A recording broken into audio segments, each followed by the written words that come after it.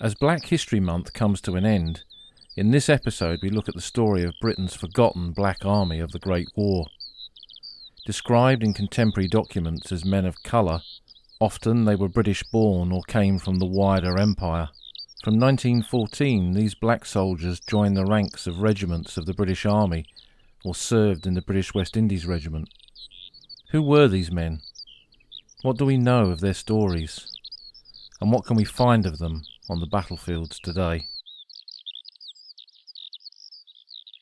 My journey of looking into the story of black soldiers in the British Army in the Great War began more than 30 years ago, when a friend in Sussex asked me to identify a photograph of a black soldier in British Army uniform. It's easy to presume that the story of the black British community began in the Windrush period after the Second World War, but delving into black history, I quickly discovered that black families have lived and worked and taken part in British history over many centuries, and that included the Great War. About the same time, in one of those mythical junk shops on the Sussex coast that I often speak about on this podcast, I discovered another photograph of a black British soldier, and then another, and it seemed that somehow they were calling to me from the past. My friend then gave me some details from an article by Professor David Killingray, who had recently researched the story of some black soldiers in the Great War. Amongst this were two names of two black soldiers buried in the same cemetery in Flanders, and on a crisp autumn day I found myself in Popperinge New Military Cemetery, looking at the graves of a young soldier of the British West Indies Regiment, and a gunner in the Royal Field Artillery, a unit of the British Army, and asking myself, whatever happened to these men, and why isn't their involvement in the Great War more widely known? And then in the 1990s I took this research one step further as part of my master's degree.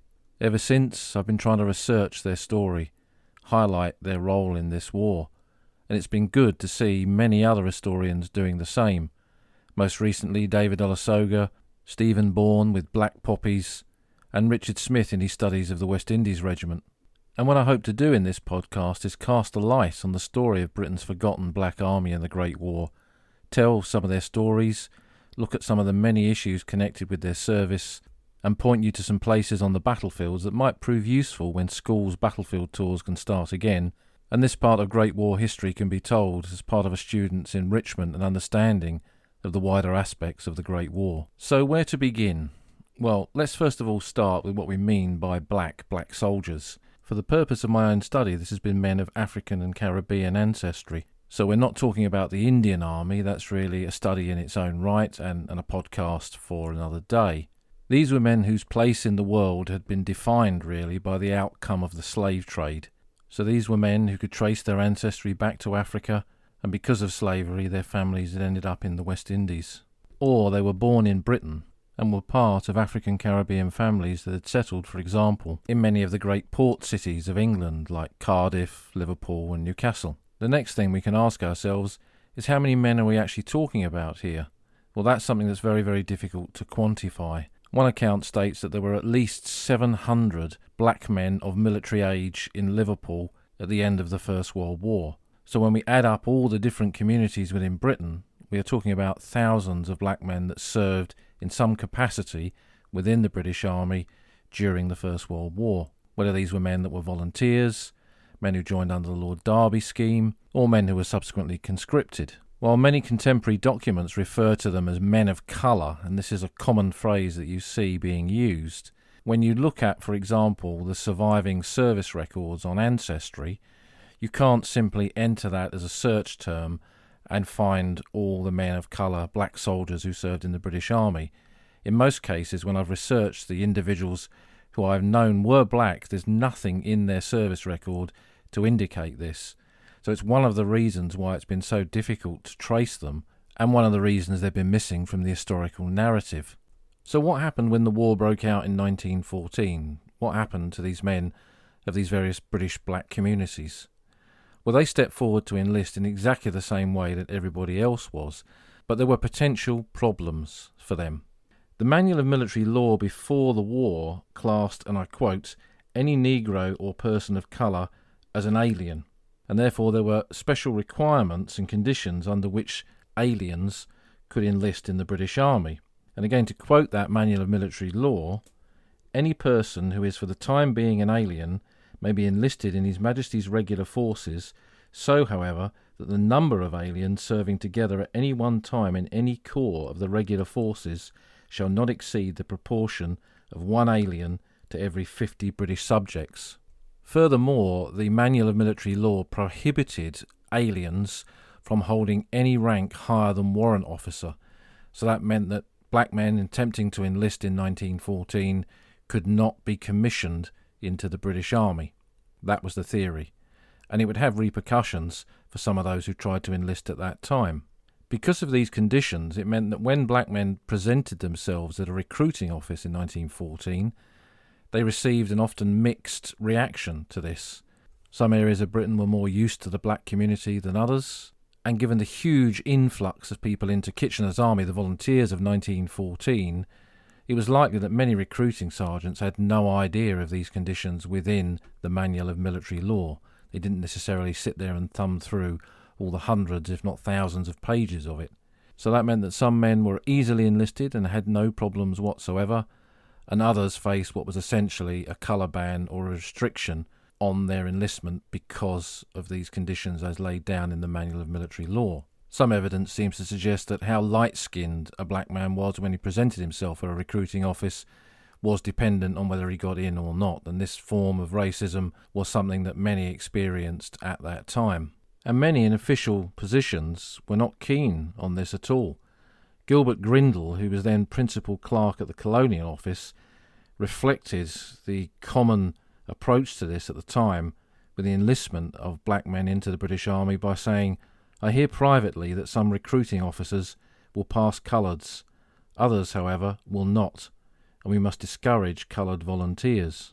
The big issue that lay behind what was essentially institutional racism like this was that to the average British person, unlike, for example, those of the Indian Army, men from an African Caribbean background had not necessarily a proven fighting record.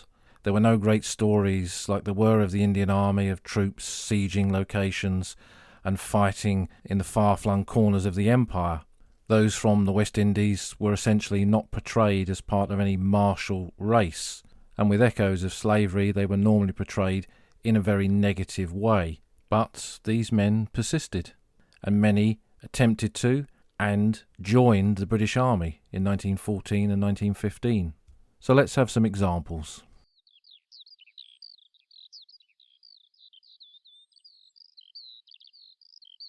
When war broke out, Jamaicans Roy and Norman Manley were living in Earl's Court, and they were studying in London, and they enlisted at Deptford in 1914. To most white British people, they probably would have appeared light-skinned, so they had no problem joining the Royal Field Artillery. They enlisted with consecutive regimental numbers, and they were posted to the same Royal Field Artillery training unit, and eventually to the 174th Brigade Royal Field Artillery, part of the 39th Division. Norman Manley later wrote, "When I joined a mounted unit, and I was part of the most mobile part of it, the ammunition supply. I'd grown up with horses and horse-drawn vehicles, and knew more about them than miners and town-bred Londoners, so naturally enough, within a month, I was a lance corporal, or bombardier, as they were called in the artillery." But for Manley, this promotion was a bit of a mixed blessing. He also later wrote, "I was promoted corporal. Here I came up against violent colour prejudice. The rank and file disliked taking orders from a coloured NCO, and their attitude was mild by comparison with that of my fellow NCOs, corporals and sergeants. Both resented my sharing status with them. They were more spiteful, and later conspired to get me into trouble." Later, Manley was put on a charge by one of these spiteful sergeants, and he found himself up before one of the officers, who he always found, he said, treated him more decently than the NCOs accepted him.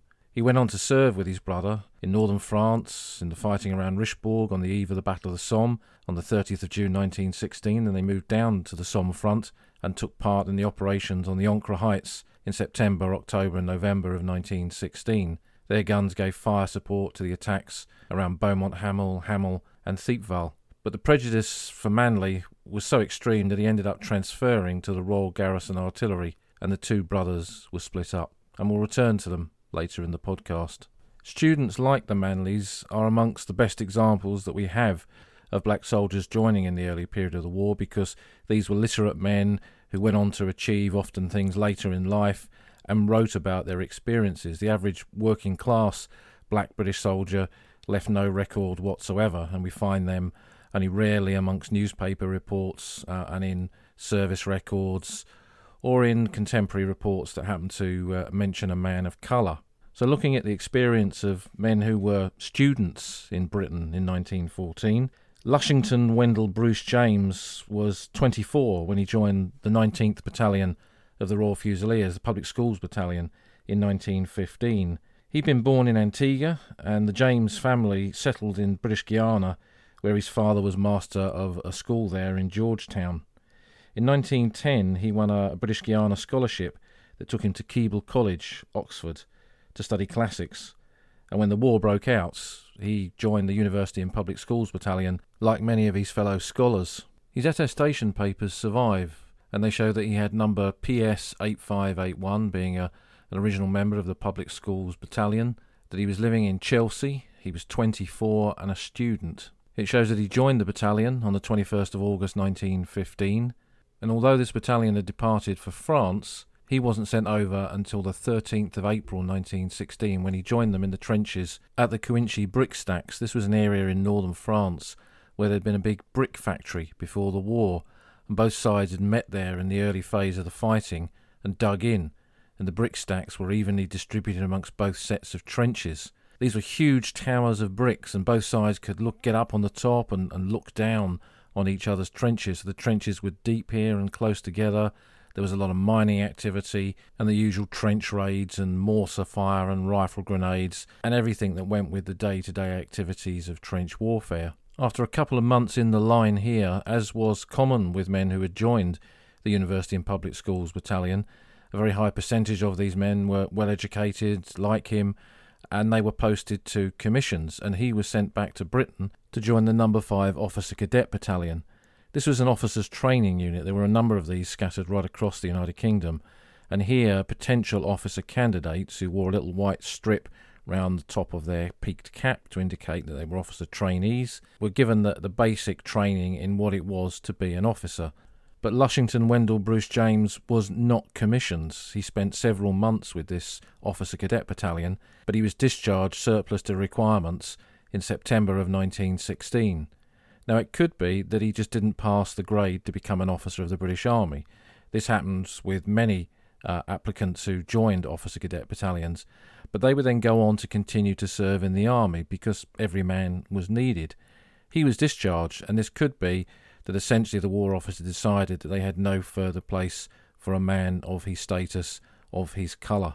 So he was unsuccessful in proceeding from the ranks to become a commissioned officer within the British Army. He would, however, go on to become in later life a gifted and indeed noticed concert pianist both in Britain and America. And an interesting postscript to the Lushington Bruce James story is that one of the postcard images that I found of a black soldier showed a black soldier in uniform wearing a set of 1914 pattern leather equipment, the cap badge of the Royal Fusiliers, nothing written on it, but the photographer was one that took many photographs of men of the Public Schools Battalion of the Royal Fusiliers. So whoever this was, it must have been a man who served in a Public Schools Battalion. And given that Lushington Bruce James was probably the only man of colour who served with that unit, then this image is almost certainly of him. And that'll be one of the images that I'll put up on the podcast website so you can see some of these. That's oldfrontline.co.uk. Another example of a man who tried to get a commission in the British Army was Dr. Jenner Wright. One of the larger groups of educated blacks in Britain at this time were those who were either still training in medical school or who were already practising doctors.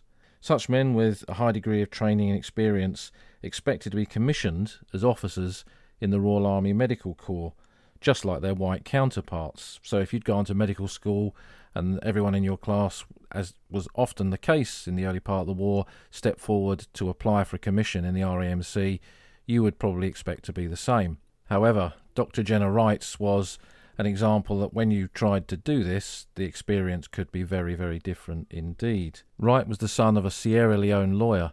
He'd been born in England and he was light-skinned, so in that respect the odds were good for him to be accepted.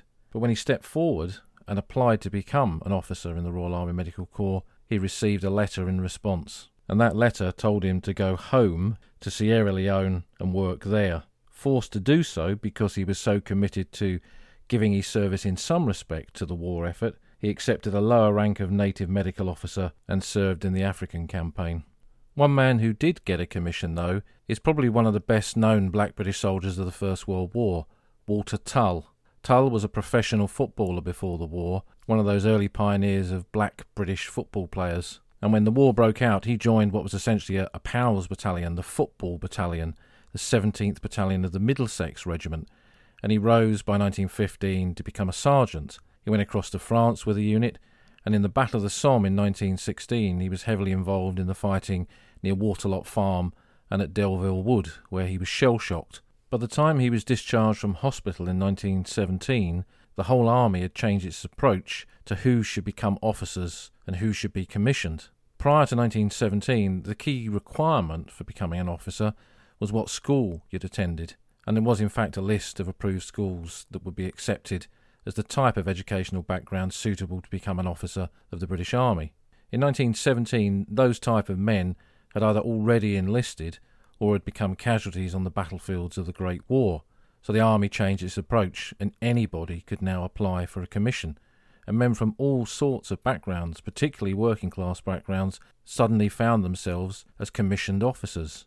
So Tull put in for a commission, and he was accepted, and he went off to a officer cadet battalion in exactly the same way that Bruce James would have done, but he was accepted and his commission went through, and Tull was then posted to the 23rd Battalion of the Middlesex Regiment, which was the 2nd Football Battalion.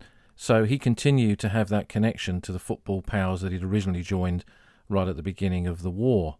This unit was part of the 41st Division, and he served with them on the Western Front at the end of 1917 during the Third Battle of Ypres, and then went off to Italy with them, and they returned to France again in the spring of 1918. Now, while in Italy, he'd led a number of patrols up on the British frontline sectors in the northern Italian plains, and he'd been recommended, it was said, for the award of the Military Cross for his bravery, although there are no supporting records to substantiate this, and the award was never put through for whatever reasons. Large numbers of recommendations went in for all sorts of men during the war, and many of them never resulted in the award of a medal, and in Tull's case it didn't. Having spent those months in Italy, the return to the Western Front by his unit was prompted by the build-up of German troops and the possibility of a German offensive, and that German offensive came on the 21st of March 1918 with the Kaiserschlacht, the Kaiser's battle, when the Germans broke through on the Somme front and advanced rapidly over the old battlefields where they had been fighting 2 years before. Tull's unit was moved up to the ground north of the town of Bapaume on the 25th of March 1918, close to the village of Favreuil. Here in 1916, during the Battle of the Somme, the Germans had one of their main railheads on the Somme front, and the remains of that were present. It was an important railway junction in the lines of communication, the infrastructure of this part of the front, and the Germans were attempting to break through in this sector, and the 23rd Middlesex Regiment found themselves being thrown into the fight in this area. The actual battle seems to have taken place between the Bapaume-Arras Road, close to a memorial to the Franco-Prussian War, which is still there, and across to the wooded area north of Favreuil itself. Somewhere in that area, Tull and many of his comrades were killed. Tull's body was never found. His name is on Base 7 of the Arras Memorial. But in Quasi British Cemetery, not far from Favreuil, there is a row of men from the 23rd Middlesex Regiment killed the same day as him, and quite a few unknowns. So who knows, maybe that is Tull's final resting place. We'll never know. What we do know is that his story continues to inspire people, and he stands really as a sort of a beacon really to the story of black soldiers in the First World War, and that can only be a good thing. Another little interesting postscript to the Tull story is that, again, ferreting around for original postcards of the First World War, I bought a little collection to an officer cadet with photographs of his officer cadet unit, and tucked in amongst it was one of the famous photographs of Tull with 2 fellow officers standing with him, looking relaxed and happy, until himself looking quite content and secure in his role as a prospective officer. I mean, as a platoon sergeant, when he'd been fighting at Delville Wood and at Waterlot Farm, he had led men into battle. He had been there in the midst of the fighting, inspiring men to fight. So it's quite clear that this was in his character. Something, of course, probably connected to his sporting ability before the war. But what of ordinary black British soldiers, working class lads, not the same high profile as some of the cases that we've already mentioned? Well, as I mentioned previously, these men are quite difficult to trace because they leave no written records behind. But they do appear in a number of sources, and newspapers are pretty good for this. The African Telegraph, for example, gives the story of Robert Bessesseur, who was a bomber from the British West Indies serving in the Dorsetshire Regiment. In fact, one of 5 black soldiers serving together in this regiment. And this is interesting because if we look at the recent film 1917, and listeners to this podcast will know that I'm a great fan of that film, one of its criticisms was that there was so many black faces in the ranks of the British regiments that were featured in that film. But here you have 5 men from the same regiment, the same battalion, serving together. And I've also recently come across an example of another 5 men in the West Yorkshire Regiment serving in the same battalion together. So in the case of 1917, it's not the director stretching a point. This is fact. These men served in much greater numbers, perhaps, than we previously thought. Now, some of these ordinary working class lads went on to do some incredible things once they'd joined the British forces. And one of these was William Robinson Clark. He was a Jamaican who was a chauffeur before the war. He paid his own passage to come from the West Indies across to Britain, where he enlisted in the Royal Flying Corps as a mechanic and went across to France in 1915. Given the fact that he worked as a chauffeur, probably he had a great degree of mechanical ability, and that was put to good use in repairing aircrafts on the Western Front. Now, for ordinary men like Clark, whether they were black or white, the only route to ever fly was to be able to prove that that mechanical knowledge and ability that you had could be put to good use and prove that you had the ability to become a pilot. And Clark did this in 1917 and flew over the Western Fronts near to Ypres, on the Messines Ridge and around Hollebeek during the lead up to the Third Battle of Ypres in 1917. He was most certainly the first black pilot of the Great War that served with the Royal Flying Corps. And he most certainly is one of the great black aviation pioneers of the 20th century. Now, Clark's story today is pretty well known. The Royal Air Force Museum at Hendon have a page on their website about him, and I wrote about him in my book Great War Lives in 2010. But I came across his story much, much earlier, and again, as an interesting little aside to this, a friend of mine in America, Tom Goodmestead, was a big collector of Great War militaria and artefacts, and he knew of my interest in black soldiers in the First World War, and he acquired a series of photographs of an unknown black pilot with Royal Flying Corps uniform, wearing the ribbon of the 1914-15 star, and the only thing written on them was "Yours sincerely, Robbie." So that wasn't really enough to properly identify who he was. But when I did my master's degree, I started to do some research in the Jamaican Gleaner, which is one of their newspapers. And looking through a 1917 edition, there was one of these photographs that my friend Tom in America had. The portrait photograph with Robbie, William Robinson Clark, looking back, and finally he was identified. So again, it often felt that some of these stories really wanted to be lifted out of the past. And it's good to see that still happening with many historians writing on this subject today. So while Clark was flying in the air above the battlefields of Ypres, down on the ground were the 2 Manley brothers that we mentioned before, Norman and Roy. Roy was serving as a gunner in D Battery of the 174th Brigade Royal Field Artillery. They were equipped with 18-pounder guns, and they were firing part of the preliminary bombardment for the lead-up to the Third Battle of Ypres, what we now call the Battle of Passchendaele. During this time, casualties amongst the artillery were quite high. A lot of infantry soldiers referred to the artillery as 1,000-mile snipers, that they were safe behind the lines firing their guns. But the flat nature of Flanders and so little cover, and the need for a huge amount of guns to fire that preliminary bombardment, meant that the guns were concentrated in specific areas, and the Germans were doing all they could to try and find them. And many, many gun positions came under fire, and casualties amongst gunners during this period were very high, something that you see when you walk round the cemeteries between Ypres and Popperinge. the ones behind the lines where these gun positions were today. So you see this quite evidently in the number of artillery graves from June and July of 1917. And so it was during this period that the 174 Brigade of the Royal Field Artillery came under fire, and Norman Manley later wrote this account of what happened to his brother Roy. "I was not there when they struck. It was just at dusk when they opened a terrific artillery fire on the wood.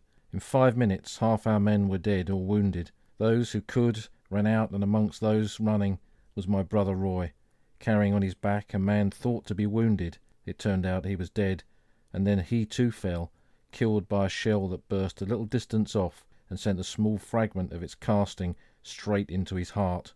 We buried him with others the next day, all wrapped in blankets, and placed in a field already established in anticipation of the battle."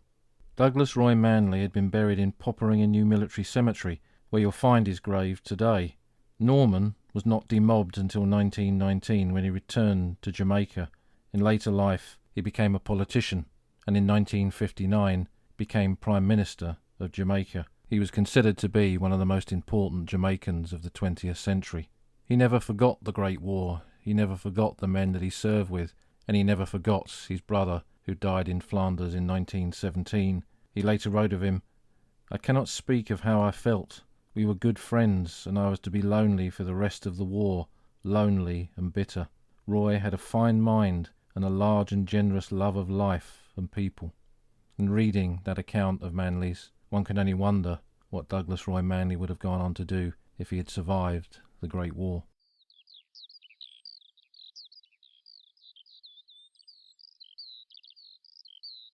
It's at this point that we bring in the story of the British West Indies Regiment. They're not a separate colonial organisation in the same way that the Canadian Expeditionary Force was, or the Australian Imperial Force, or the New Zealand Expeditionary Force. The British West Indies Regiment was a regiment of the British Army. And as 1915 moved into 1916, and the Lord Derby scheme, which was an attempt to bring in the last of the volunteers, was then succeeded by conscription, what was happening in Britain is that black men enlisting or attempting to enlist in the British Army were now largely being transferred into the British West Indies Regiment. But let's go back a bit to 1914. How did this regiment come into existence? Well, in 1914, men in the West Indies were very keen to participate in the war following the declaration of war against Germany, just as any other part of the British Empire was. But there was no avenue for them to do this. Some of them, like Clark, paid for their passage to Britain. The average cost of doing this was about £25 in money then, which was a huge amount of money, which most men could not afford to do. So it was felt that there had to be some sort of outlet for these men to enlist. But there was a lot of opposition to this. One War Office paper that I looked at during my master's research stated, and this is a quote, "The fighting qualities of the West Indians were suspect." Some of these papers are quite incredible to read. They describe them as layabouts and lazy, sleeping in hammocks and drinking rum, all of the stereotypes of black men at that time, casting aspersions on their ability to serve as soldiers. But there were many voices who spoke up for the idea of creating some sort of West Indies unit. Many of those, behind those voices, wasn't always an altruistic view that black men should be given the chance to prove that they could fight and die and serve for Britain on the battlefield. It was more to do with what might happen after the war.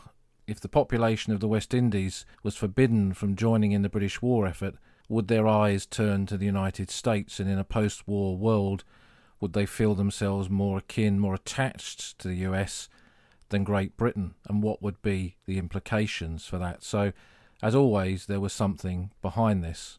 So in 1915, the British West Indies Regiment were formed, and over 1,000 men joined almost overnight. And very quickly, several battalions were formed. They were equipped, they were uniformed, and they were trained, and they all had weapons. It was felt that their role would be on the battlefield, fighting the Germans on the Western Front, or being matched against the Turks in some corner of the Ottoman Empire. In October 1915, the first contingent of British West Indies troops was sent to England, and they arrived at Seaford Camp in Sussex to do their training. In Seaford Cemetery, there are quite a few British West Indies graves, and this is another example of where we can find evidence of their service on the ground today. While these West Indian troops were keen and ready to do their bit, the big issue that lay behind their use, their employment by the War Office, was which theatre of war to send them to. There was a general reluctance to send them to the European theatre of war, to the Western Front, to fight the Germans, to fight white men. There's a contemporary newspaper account that plays on the fears of training black men to go to Europe to fight and kill white men, and what might become of the white men in the West Indies when they would return home after the war. This approach, this racist approach, is all too commonplace in these papers. So as the training at Seaford came to an end, the initial battalions were sent to Egypt to go and face the Turks, not the Germans. However, as 1915 moved into 1916, the Battle of the Somme was looming close, and those who were running the war on the Western Front realised an important part of the success, the road to victory, was the use of labour, the employment of labour, not directly on the battlefield perhaps, but certainly behind it, in the lines of communications, and more men were brought in from the far-flung corners of the British Empire to do this. So it was decided to send the 3rd and 4th Battalions of the British West Indies Regiment to France, to the Western Front. Now these men arrive, and there are photographs of them on the road between Amiens and Albert on the Somme in September of 1916. They arrive here about halfway through the battle, and they've got rifles in their hands, and I'm sure these men think they are about to go into the trenches to go and fight.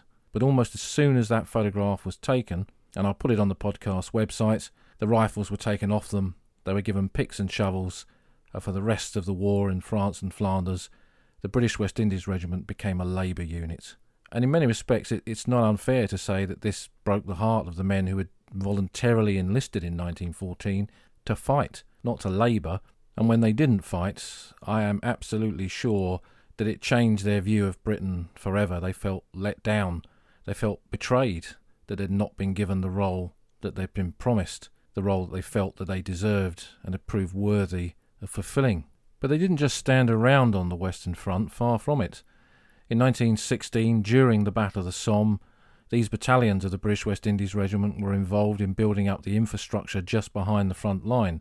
So they were digging trenches for telephone cable to go into, they were repairing the roads, they were digging communication trenches, and they were moving up huge stockpiles of ammunition, particularly shells from reserve areas up to gun sites very, very close to the battlefield.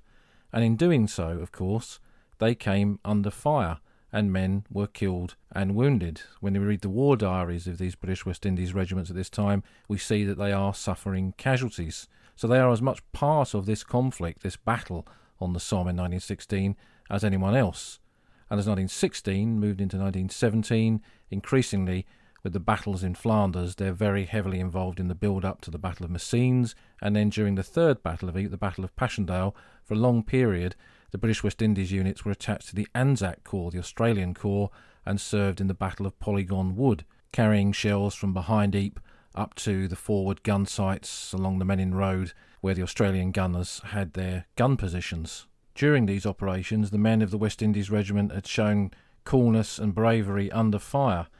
One account says that a shell burst in front of number 16 platoon, no one was injured, a piece of shell just missed the platoon sergeant. The battalion showed great steadiness. During the night, about 12 shells dropped near the camp. However, as the Third Battle of Ypres progressed, the intensity of the shell fire grew and grew, and not every man could stand this, and one of them was Herbert Morris, a young 17-year-old in the 6th Battalion British West Indies Regiment from St Catherine in Jamaica.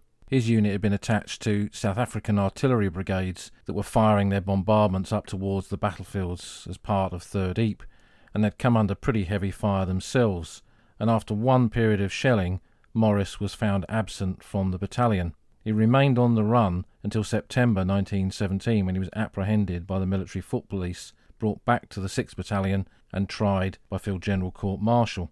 In his defence at this court martial, and remember he's only 17 years old, he told the court that he could not tolerate the sound of gunfire, and he was given a good character reference by his commanding officer, who stated that his opinion was that the defendant was considered to be of higher intelligence than his platoon comrades. However, the court found him guilty and recommended the maximum sentence, which was death by firing squad. This was confirmed by General Headquarters, and Herbert Morris was executed at dawn on the 20th of September 1917. He too lies in Popperingham New Military Cemetery, a few graves away from Roy Manley, killed with the field artillery. As I mentioned previously, a lot of black men who attempted to enlist in the British Army from 1915 onwards found themselves being transferred to the British West Indies Regiment rather than being posted to British regiments and corps. And one example of this is Albert Francis, who was a West Indian living in Britain, and he'd been transferred to the 3rd Battalion, the British West Indies Regiment. He was wounded on the Somme, losing his right arm. He'd worked on the docks in Liverpool before the war and had commanded quite a good salary for this, had earned quite a good living. And when he came home with this war injury, it was a job that he could no longer do, so he applied for a pension.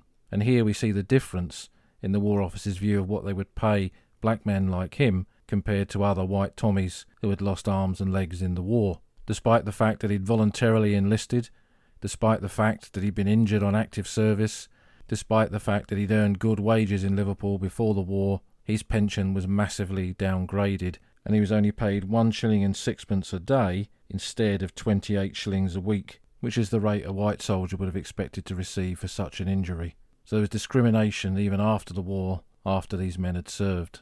It was no wonder that so many black soldiers who had served in the British Army went home disillusioned with all that they'd experienced.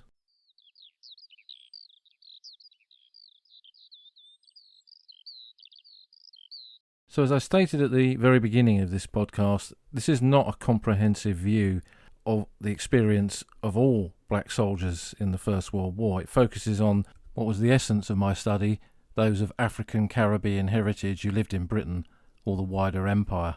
And for every story that I've told, there are dozens and dozens more. And I would refer you to Stephen Bourne's book Black Poppies, for example, which currently is one of the most accessible books on this subject and is highly recommended. I'll put a link to it on the Old Frontline website. But what does it, of course, tell us about the experience of these black soldiers? Well, firstly, we can see that quite clearly they were very keen to participate in the war.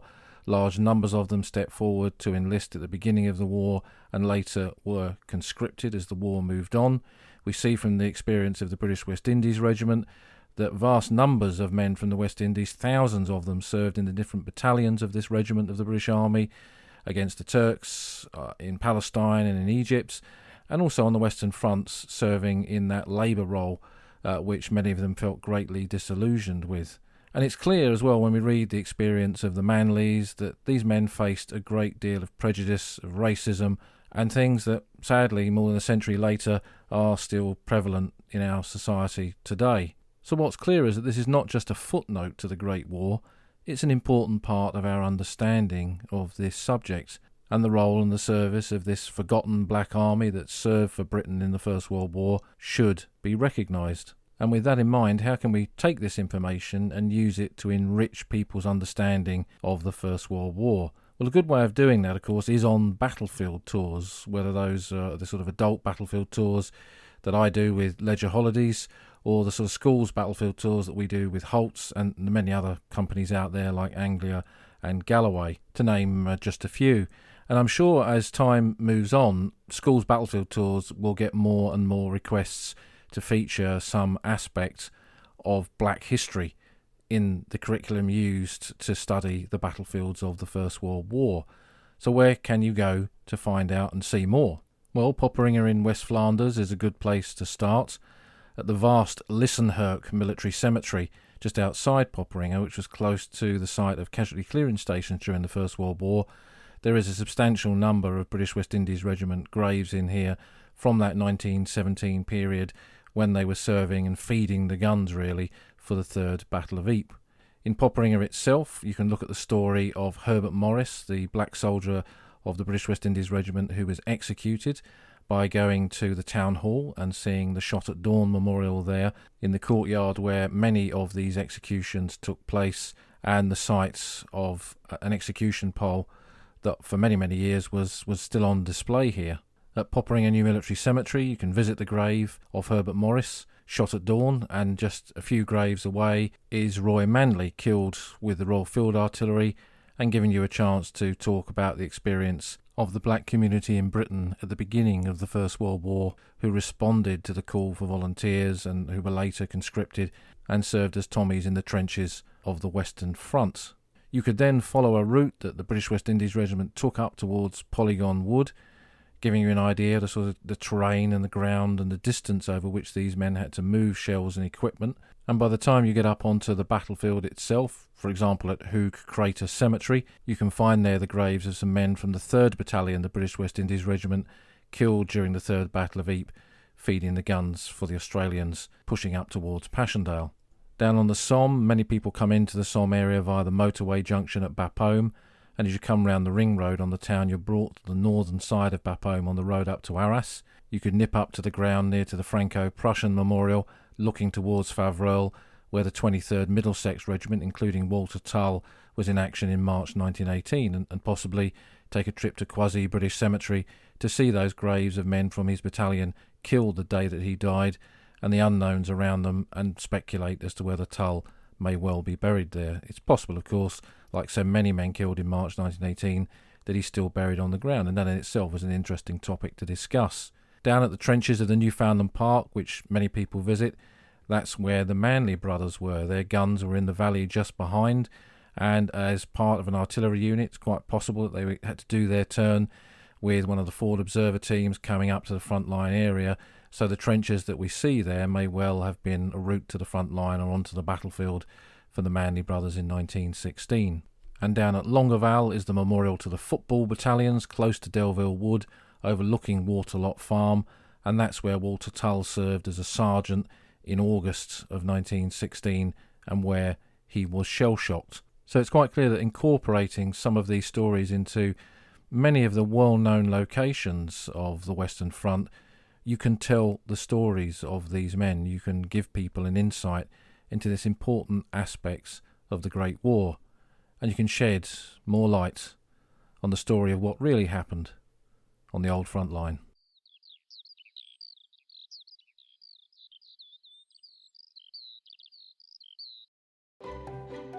You've been listening to an episode of The Old Front Line with me, military historian Paul Reed. You can follow me on Twitter at Somcor. You can follow the podcast at Old Frontline Pod. Check out the website at oldfrontline.co.uk, where you'll find lots of podcast extras and photographs and links to books that are mentioned in the podcast. And if you feel like supporting us, you can go to our Patreon page, patreon.com/oldfrontline, or support us on Buy Me a Coffee at buymeacoffee.com/oldfrontline. Links to all of these are on our website. Thanks for listening, and we'll see you again soon.